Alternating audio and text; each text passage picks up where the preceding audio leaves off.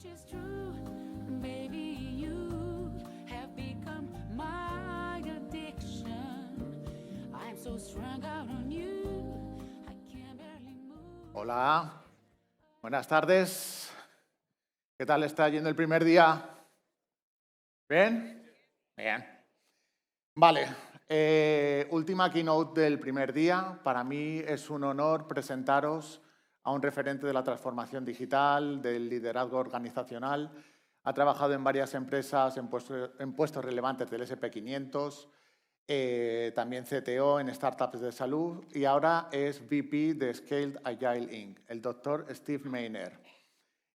Now please welcome Dr. Steve Mayner, outstanding expert and visionary in Agile Transformation and Organizational Leadership, that he's going to talk today about AI and the future of work shaping tomorrow's safe enterprise. Muchas gracias, Steve. Thank you so much. Thank you. Hola. Oh, that was weak. Buenas tardes. Es un honor estar aquí. Did I get it right? I was more nervous about that than my whole talk. It's a delight to be here. As we said, my name is Dr. Steve Mayner. I am with a company called Scaled Agile, the provider of the Scaled Agile Framework. It's absolutely my honor to be here, to meet with so many wonderful people over the last few days. And I'm excited to share some thoughts we've been having about the implications of this new technology we have on our landscape now. Actually not so new if you study the history. It's been around since the 1940s, but some things happened that have suddenly made it the focus of so many conversations in the business world these days. So we're here to talk about Agile. This is an Agile conference. And so what's the intersection of these two things? The world of Agile and the world of AI. So let's dive in and see what we can learn. I love this quote from Andrew Ng, who's one of the best thought leaders in artificial intelligence. He's a professor at Stanford. And he has a quote that I read one time that he called, "AI is the new electricity." Now that sounds very, very marketing or very cliche, but I paused to think about it, and what it made me think of, if this is true, imagine what it would have been like to actually have been around at that point in time, back in the late 1800s, when electricity went from the laboratory into the streets of New York City in the late 1800s. I'm not sure when it may have arrived in Spain. But imagine what it would have been like to have lived and to have traveled to some place like this, and you would have traveled probably in a horse and buggy, or maybe in a steam-powered locomotive. And lights, no lights like this. The lights would have been by candle, maybe by an oil-fired lamp. And then suddenly, you're walking down the street and you see this new invention. How amazing would that have been? How marvelous. You see something that no one could ever have imagined. And soon, not only do you see it on the streets, it comes into your homes. And with the flipping of a switch, and now you have light. Tremendous. However, when we think about amazing inventions like that, sometimes we fail to think about not everyone will have received that invention in quite the same way. What about these folks? So if you are a candle maker, when electricity comes onto the scene, certainly it's exciting, but maybe not so exciting for you, because now you're wondering, how is this going to affect my livelihood? And we see a lot of parallels with the advent now of artificial intelligence, and we'll dive a little bit deeper into that. But of course, none of us were around in the 1800s. I don't believe so. No. So let's use an example that might be a little closer to home. Now, there still may be some in this audience who weren't around for this, but how many were working when this first appeared on your computer at work? Any? I see. Oh, yes. A few of us are here. I remember so vividly, like it was yesterday, when they came in and said, we're going to connect your computer to something called a network and install something called a browser.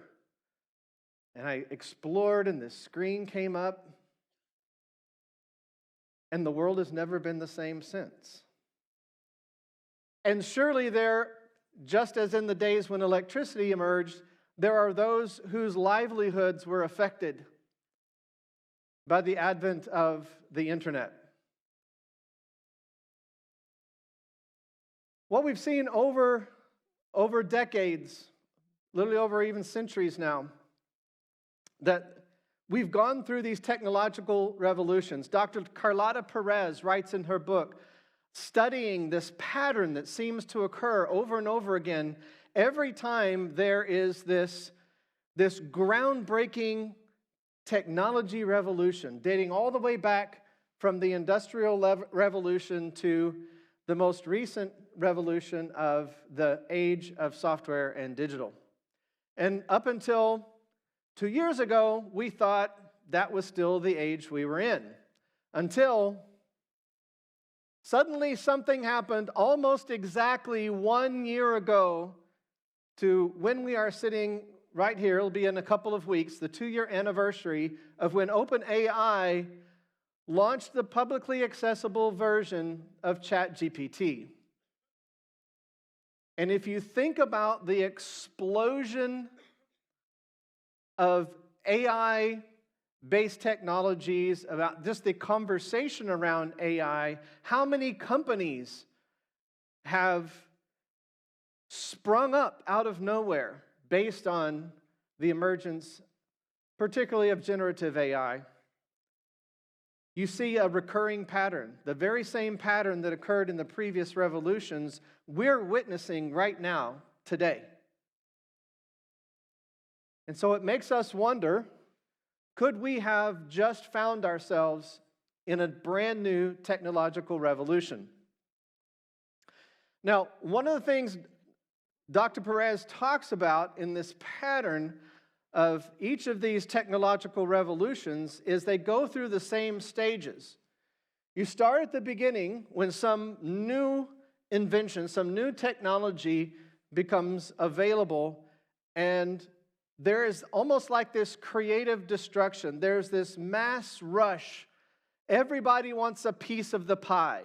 Everybody wants to get into the action. New companies spring up. Investment capital comes pouring into the market. And suddenly there's lots and lots of companies. Many people may not know that when the automobile was invented, originally there were literally hundreds of automobile companies. Everybody wanted a piece of the action.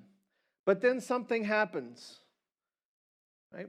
There becomes this tension and this competition, and larger companies start buying up the smaller companies, and you reach this turning point.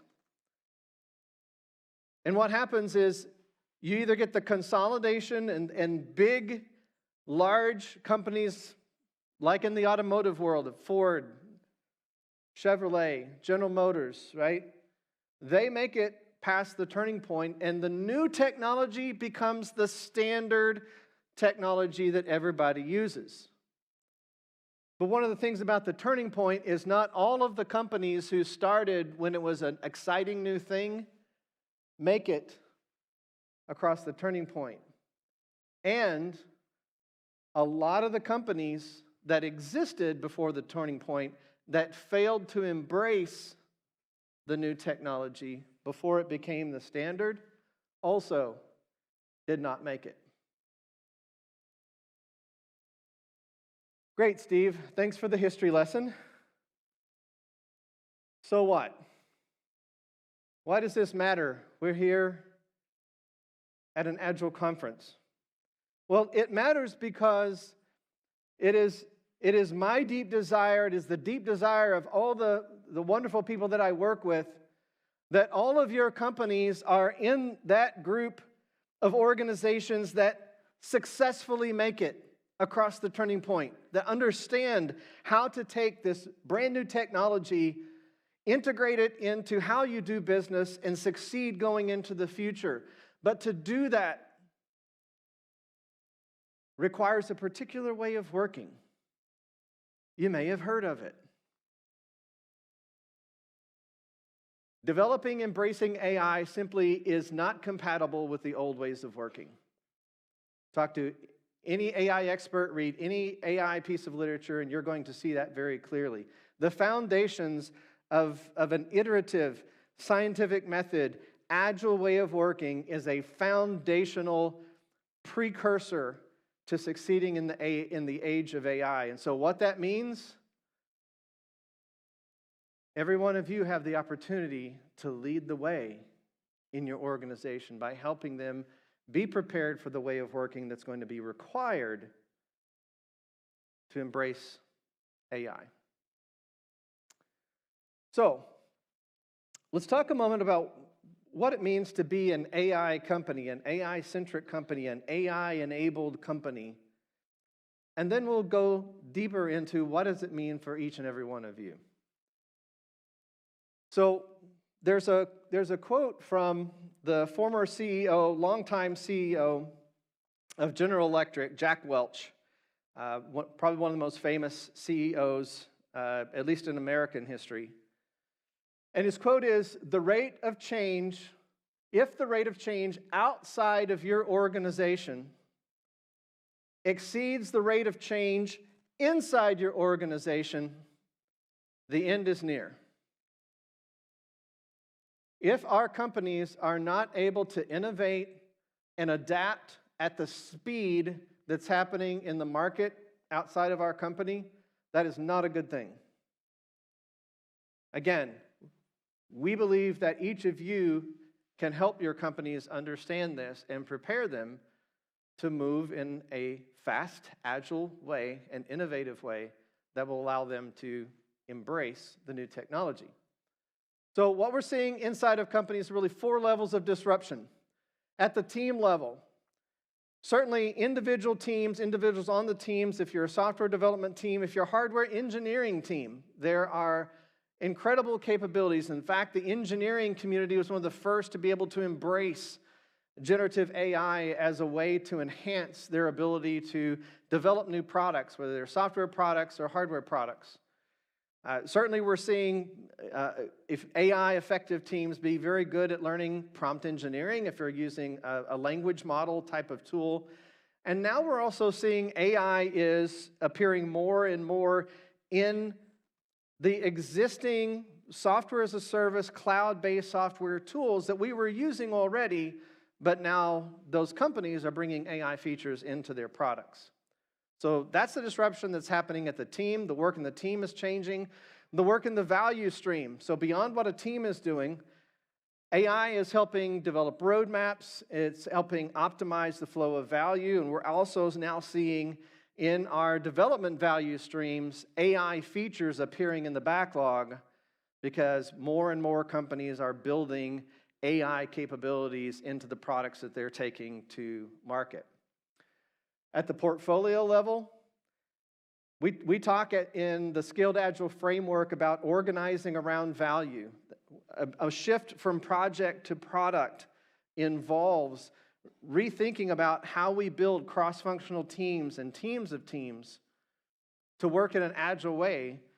AI can actually help understand what is the optimal way to organize around a particular product or solution that we're building.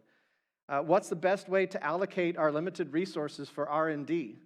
What's going to produce the best business outcomes? AI is actually helping us do that, which also then leads to prioritizing that backlog. How do we make sure the most important features are built first? And then, even at the enterprise level, we're seeing AI being very effective in helping executives understand how evaluate our strategy, given our market, given our conditions, our strengths, our weaknesses. Do we have the right strategy, or should we be looking at maybe updating it, modifying it somehow? Evaluating entirely new business models.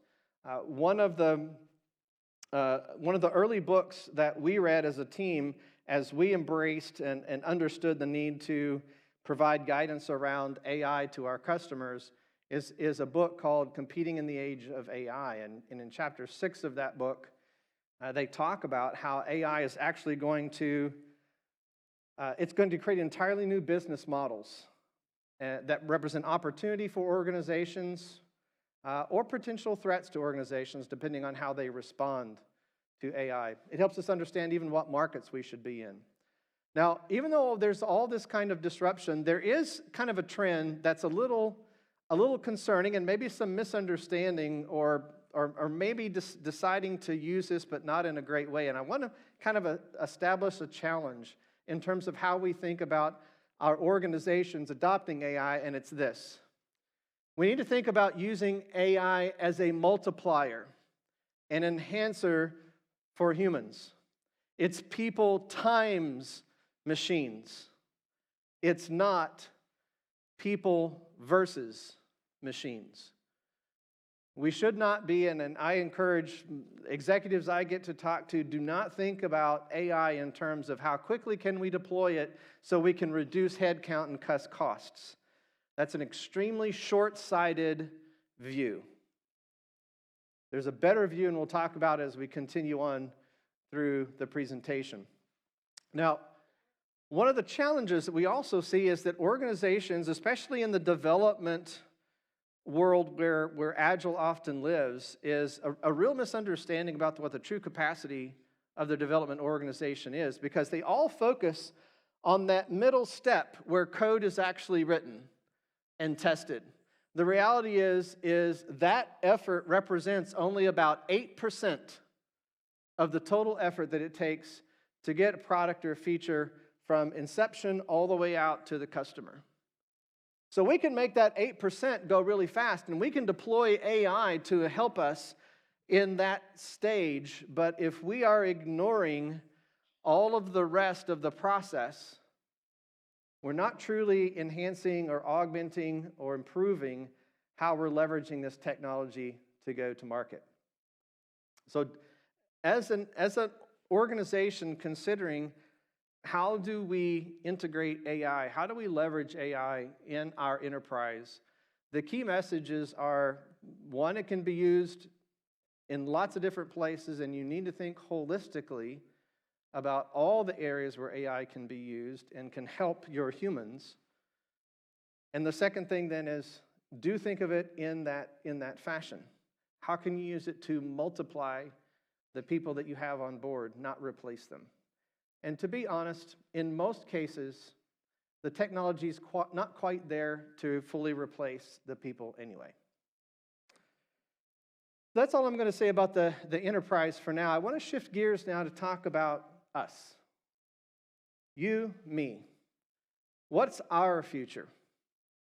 What does the future look like in our workplace as AI becomes more and more prevalent and common, just in the same way that Mosaic browser that we thought was really novel back in the early 1990s is now so pervasive in our lives? What's the first question you walk in the building when you got here? Do they have Wi-Fi? We can't live without it, right? So what happens when AI becomes like that in our future world? Well,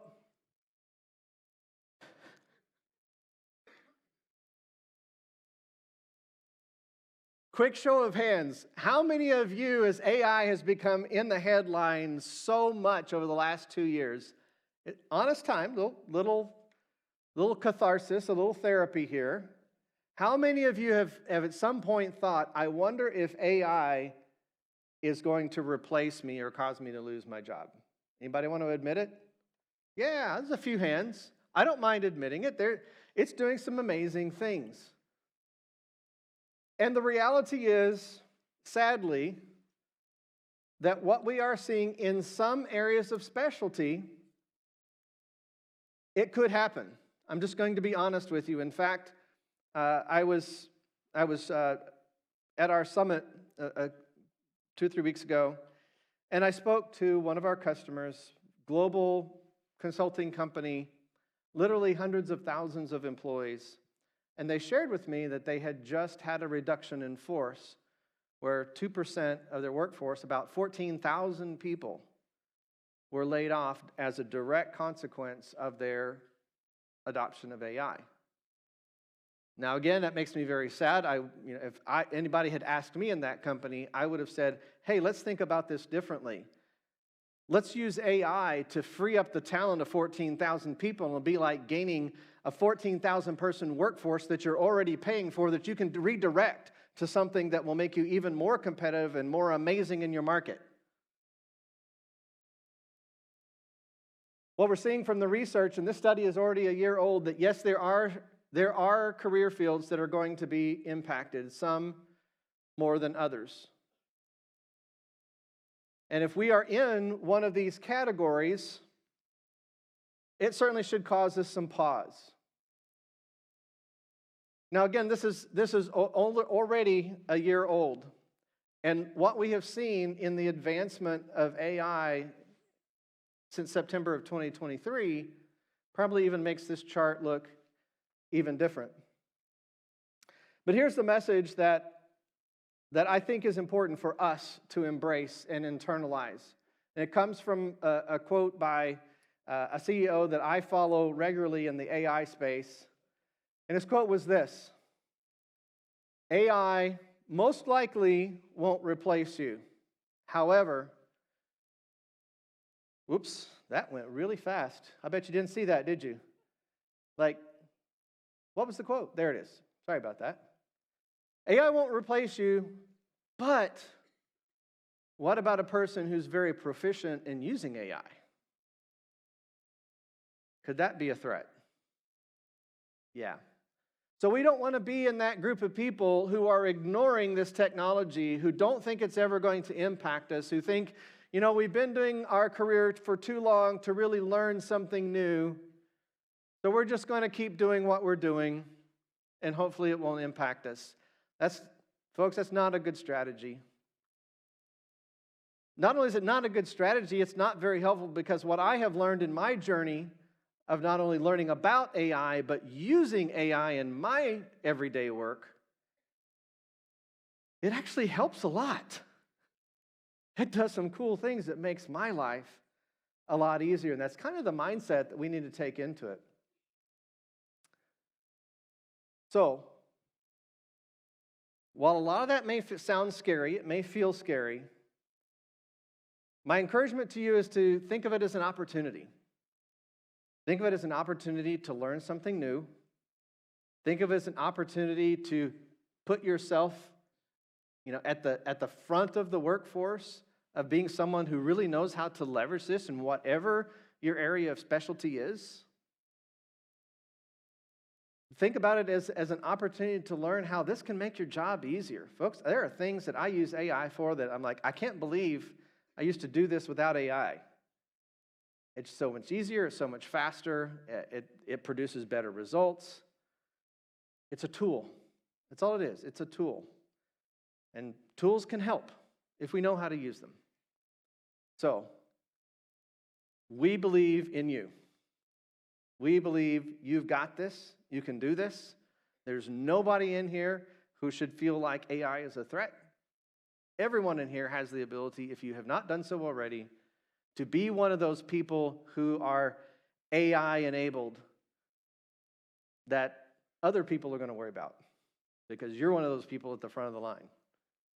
Okay, let's get specific. We're here at an Agile conference, so you may be wondering, that's awesome, Steve, but tell me specifically, how can this help me? Well, it depends on your role. There are lots of different things. Now, I'll walk through these quickly, and this isn't a demo. I'm not going to demonstrate these things, but just understand everything I show you, there are either specific tools designed to do it, or there are ways you can leverage large language models, your GPTs, to use AI to do these things. So let's go through some examples. So you're just an individual team member. Anyone, I don't care what your role is, AI is a fantastic way to improve your writing. And I mean writing in anything, writing an email, writing a Slack message, writing a document. It doesn't matter.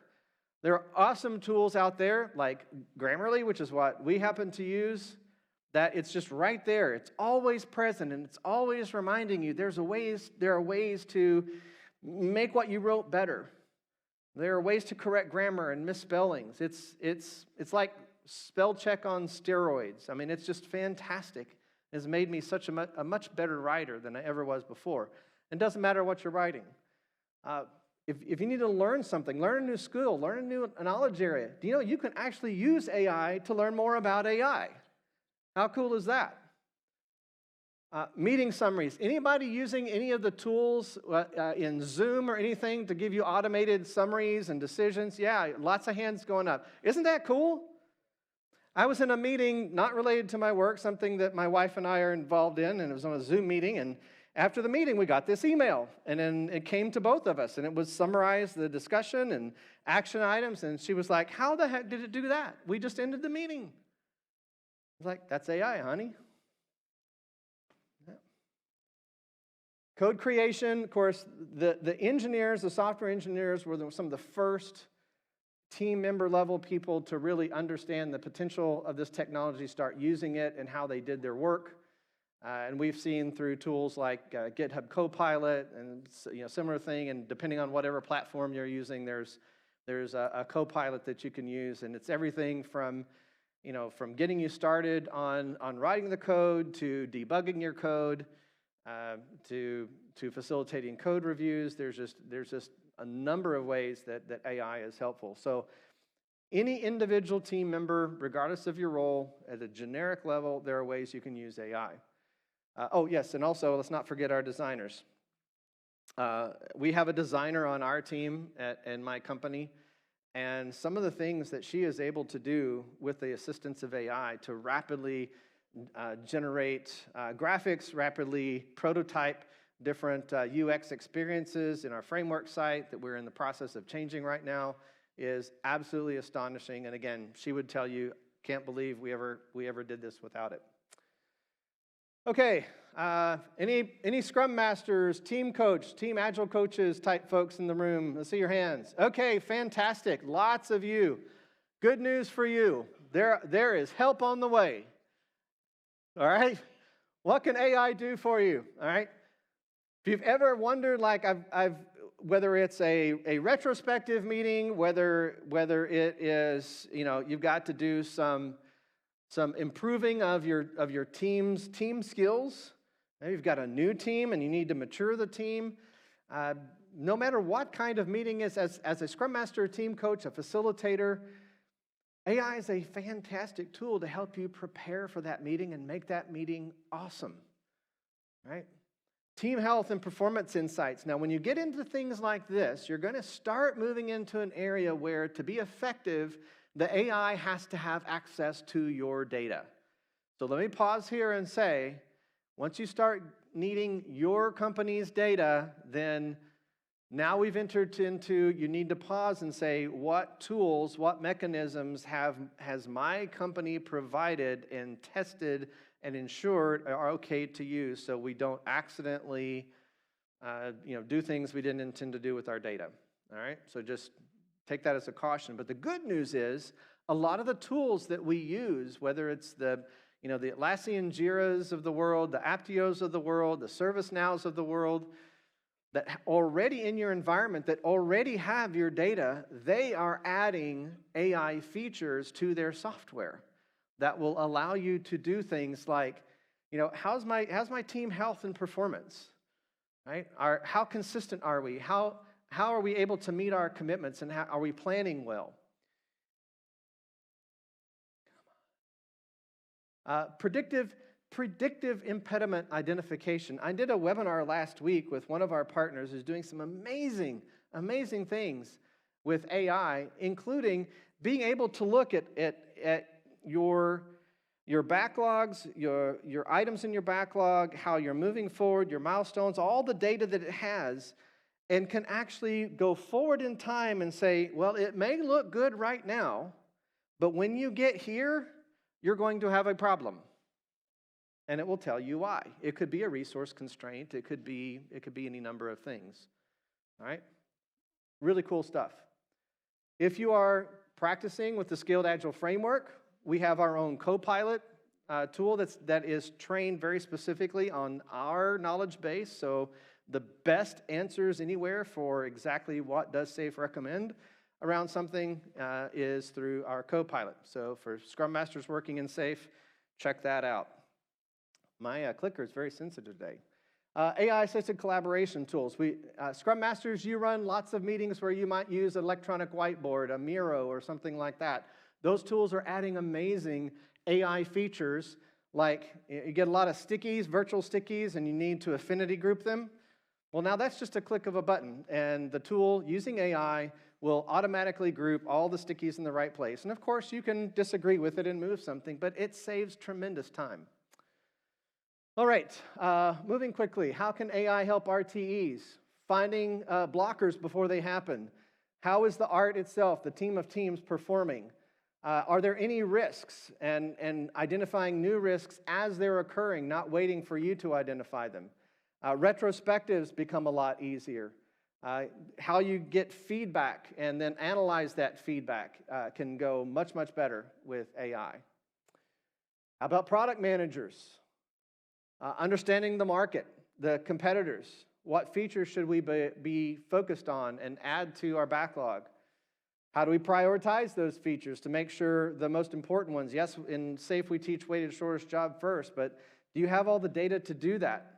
Well, your system does, and if it has AI capabilities, it can make that a lot faster. Bringing customer feedback together to really synthesize what is the sentiment our customers are telling us. Dynamic roadmap generation, so you don't have to do that manually. Market readiness analysis. What is our release plan, and is it optimized to produce the best results based on what the customer is telling us they need? And also in clarifying requirements. How about if you're responsible for the portfolio? We're getting to senior leaders now, right? Strategic alignment analysis, connecting strategy to execution. Have we made the right decisions so that we're aligned with where the enterprise is going? How do we invest correctly so that we take our limited development dollars and put them to the right places? Have we identified our value streams correctly? And if not, the AI can show us where we might have not optimized well.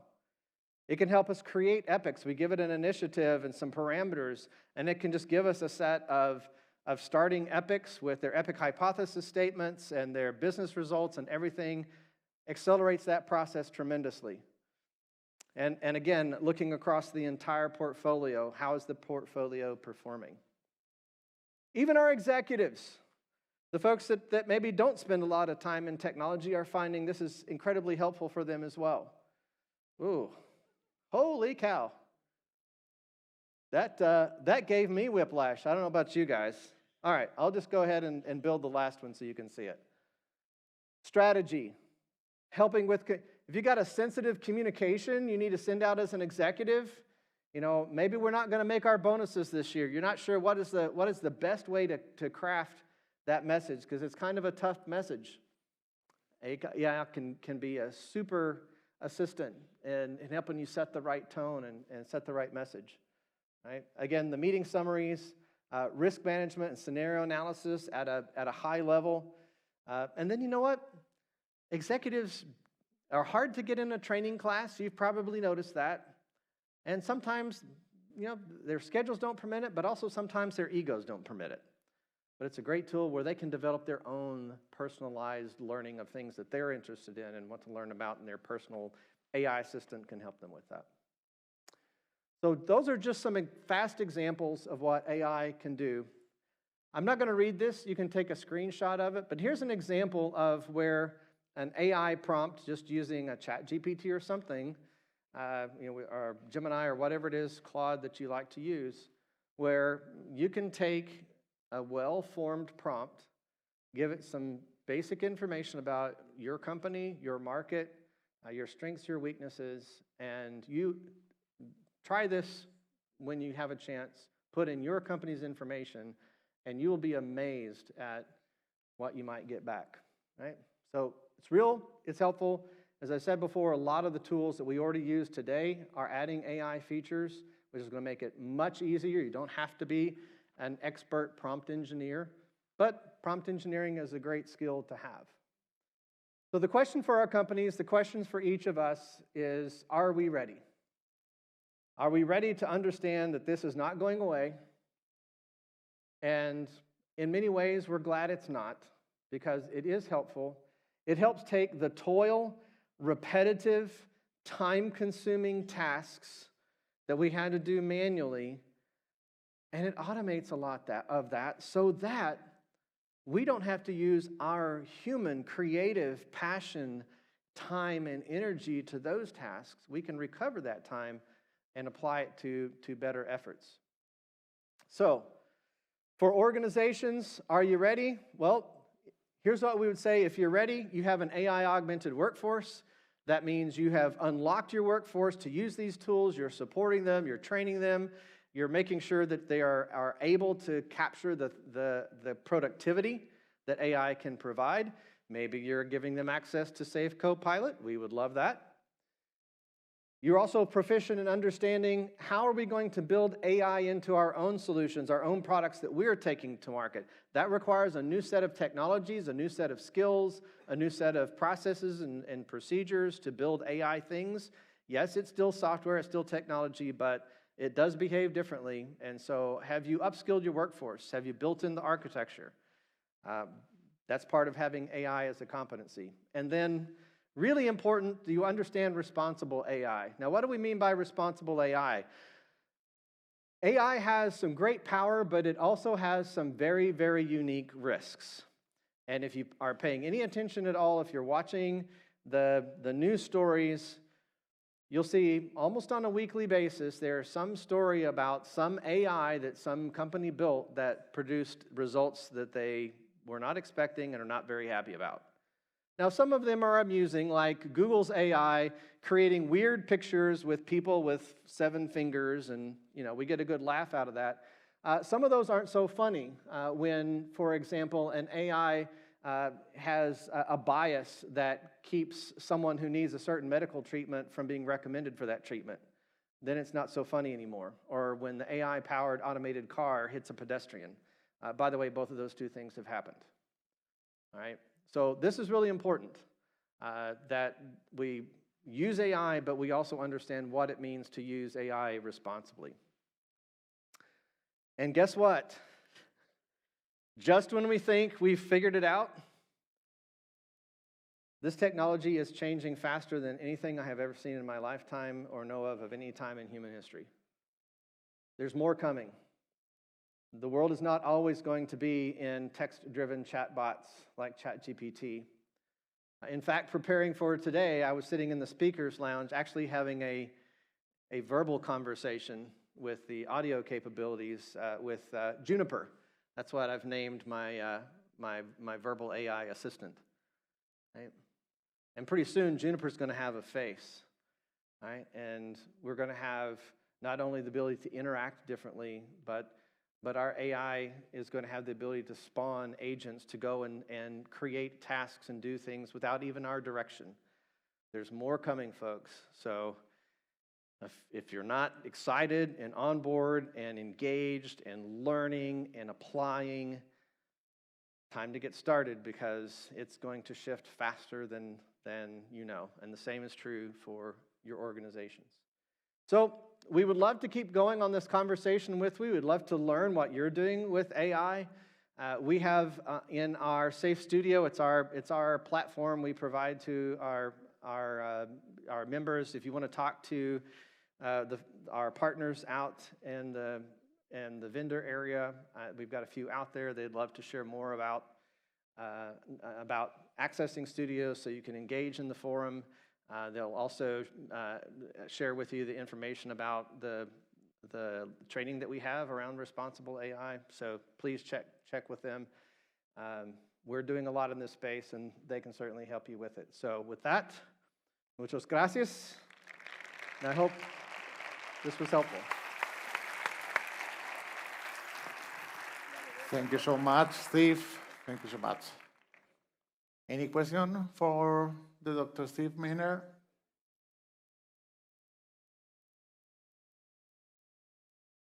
Okay. I'm very big on that screen. Yeah, we look big. There's a hand. I see a hand over here. We see a hand? Yes, it's hard to see from up here with the lights, but I do see at least one. Or do we have a microphone? There we go. Thank you.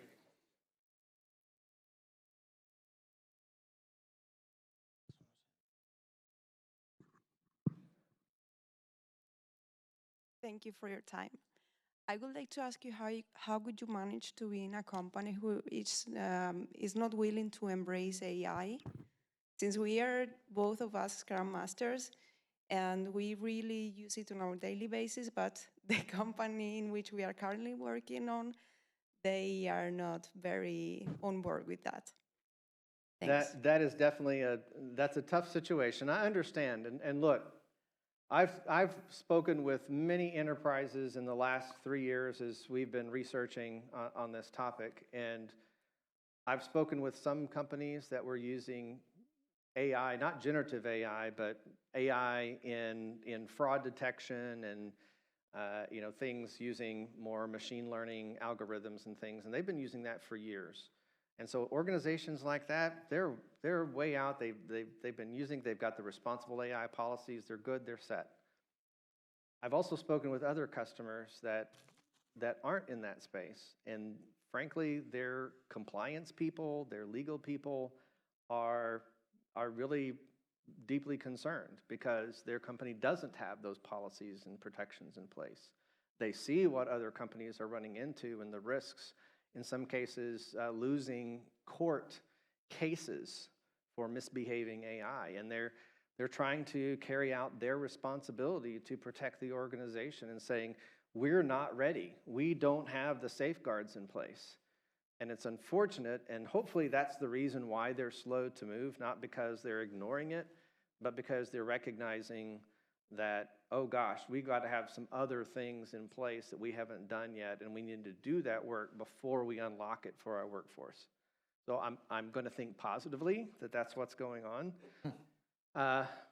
Honestly, if you find that's not the case, and you're in a company that is just trying to pretend that this is something they need to ignore, well, you're going to have to make a personal decision, because my concern, if I were in that position, is there's going to come a day where they're going to be like the candle maker, right?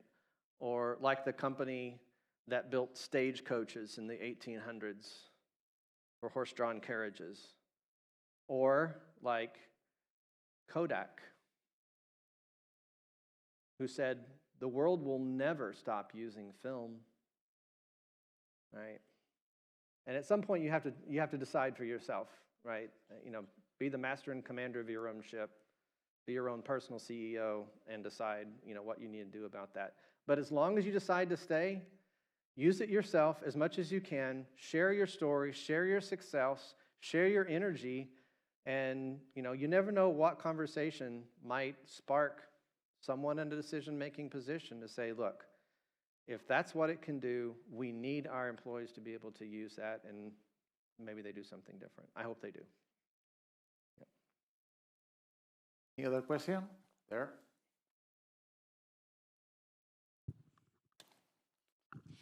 Thank you very much, Steve. I would like to ask you about responsible AI. I don't know you share. My concern is about that it has to be explainable. Yes. And sometimes, with machine learning, you may explain, but what happens with generative AI? I would like to know your opinion, because I think it's a very big challenge for our companies today. What is your opinion? Yeah, absolutely it is. And yet, especially if you work in any kind of regulated industry, that's something you really have to pay attention to. And it's not a unique issue. The whole world understands that based on the way generative AI works, and at least where the science is now, and depending on how it's applied, it may be hard to explain it, but two things. One, at the very minimum, what organizations can do is highly document, and I know in an Agile conference, oh my God, he said document. But truly document, this is the algorithm that we're using, this is the architecture we're using, this is the data that we used, these are the guardrails we put in, this is how we train it, this is how we review it. So you can be very transparent if the need arises, where you can show exactly how you did what you did, how you are actively monitoring your use of AI, your AI tool, to make sure it's behaving the way it's supposed to. And at least you've got that much that you can use to explain what you've done and how you've done it. Now the good news is, the second thing is, we are seeing advancements in the technology front on researchers getting closer to being able to provide tools that will provide that explainability. All right? So the way it works, it's hard for us as humans to, but we can advance the technology so the technology can be used to help us explain the technology. And there's a lot happening. By the way, if this topic interests you and you want to keep up on it, it's changing so fast that if you really want to stay current, you almost have to check in with it on a daily basis. And there's a handful of newsletters. If you go into the forum that I had the QR code for, at the top of that forum, I've pinned them there. If you want to send me a note on LinkedIn, I'm more than happy to share the links to those newsletters. They will come into your inbox every day. They are totally free. I get nothing for promoting them. It's just what I use to stay current, and that's why I know that there is a lot of energy and investment in organizations like OpenAI and others who want to provide better transparency into what the AI is doing. And they know that's really important. And so I think, again, this technology is going so fast, there will be a day in the not too distant future where explainability will be easier. Right? Okay. One last question? Okay, we got time. This is the last one, sorry. Thanks for your time. I'm here. Yes. Thank you. Sorry. This morning we have seen how the infinite growth is impacting on the society. Yes. And I'm willing to know, how do you see the AI can push this trend forward, and by allowing the companies to be, or willing to be, even more productive and more efficient with the AI? So how do you see this can impact in the future? So if I understand correctly, are you talking about the pace of growth of the AI technology? Did we lose the microphone already? All right. Sorry. I'll hopefully I get it right. If not, come see me afterwards and I'll try to explain it better. So yes, there's actually two things, and something that I didn't mention in the talk that I thought is where you were going, that I want to bring up, particularly in this market. Yes, the growth of AI is, it is expanding at breakneck speed. It is changing very rapidly. One of the things I advise companies to do is, don't just jump into AI because you don't want to be left behind. Don't be unthoughtful about it. Be purposeful. It needs to have a reason, right? It needs to be a business reason, right? So still use your critical thinking. But there's another aspect, that because of the demand growth, the technology that drives these AI algorithms, the GPU technology, it is a massive energy consumer. Massive. And so when you think about the forces in society that care about climate change and issues around that, and the forces in society that want to advance AI, there's going to come a day where these two worlds are going to collide. and something's going to have to give, right? So our thirst for this technology and our desire to have a planet, right, somewhere have to come together. So that's one thing. The second thing I want to make sure I touch on, especially here in Spain, is being in the EU. You have something called the EU AI Act that is now the law of the land. Very much like GDPR, your organizations that are using AI have to understand and make sure that they're complying with that legislation. And because it has a lot of the same kinds of penalties in it for non-compliance that GDPR did. So just be aware of that. So yes, this is growing, it's growing fast. The implications, whether it's from a compliance perspective or even a climate perspective,